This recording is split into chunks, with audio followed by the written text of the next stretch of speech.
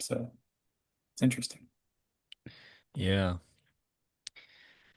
In terms of yeah, getting back to the land, I mean, yeah, God, I don't know. And most of us live in cities, but I mean, I think you can't be in touch like a native person is to nature, where they have an education for 20 years of all the medicinal plants, all the poisons, every single little hillock, every, bend in the stream or, whatever. They probably have a lot of knowledge of the particular trees and everything that are around there.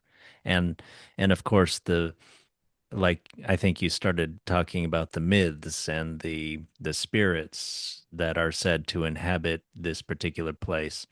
This person died here that we knew in this way, and just the richness of that connection to that land. And Hmm. but I think we can start to reconnect to, yeah, where you are, where there's something, it I think there's nothing wrong with still connecting to the, let's say, even you, sort of a thought experiment. Let's say you live in a pretty urban area where there's only park and some trees in the street, but there's buildings and, there's lots of people, but there's still history there. There's still spirit there. Somebody lived here, somebody died there. You have personal stories and things. Although, yeah, there's maybe a little bit more social kind of aspect there, but there's still a connection, done in the right way. There's still a connection to the place around you and the people, and there's a spirit that grows up out of that that I think can be a natural kind of thing. But I don't know, what do you think of that? Yeah, just uh, we probably can't, yeah, connect back like our ancestors did, more native ancestors or ancient Hmm. ancestors, Hmm. but That's we such a good. can. Hmm. Mm.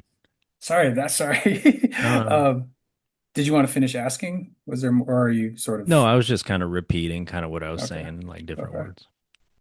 That's such an interesting thing because at first I was thinking well, yeah, like if you're living in a city, like you can watch a dandelion grow in the cracks. Like if you're really paying attention to it, a dandelion's a beautiful thing. Yellow, like first it's green and then it's yellow. You watch the flower come up, it goes yellow. You watch it fade, turn white. Like that whole process is fascinating, and you're not apart from that in the city.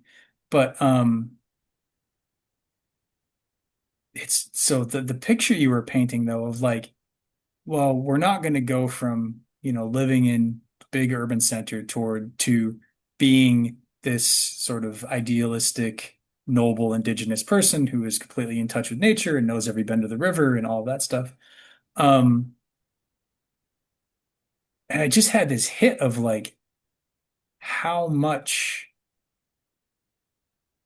I, and I'm sure many other people, look at these things and say, like, oh, well, here's an idea that I have about what would be a good way to live, and I just have to Hmm. go and do it and make it happen. Yeah, And like, oh, it's not exactly push of the button, but it's sort of a relatively immediate gratification. But if you look at the situation honestly, those kinds of things, that kind of relationship with nature develops over centuries, over millennia. yeah, And if we don't have that, we're not going to have that for centuries or millennia, even if we intentionally start cultivating and pursuing it.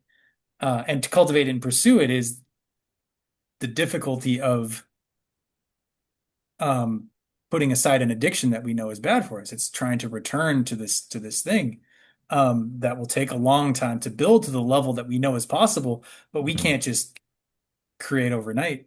And I yeah, think I think I feel grief in that. I feel terror, in fact, of like, I mean, I'm not, obviously I'm not overwhelmed, right? I'm not like, oh my God, it's terrible. But I can sense in there the vastness of time and effort that separates us from this thing that sounds pretty nice and the place that we are right now. And the degree to which we are cultivated by our technology for instant gratification, like we're not inclining ourselves towards the kind of work that needs to happen.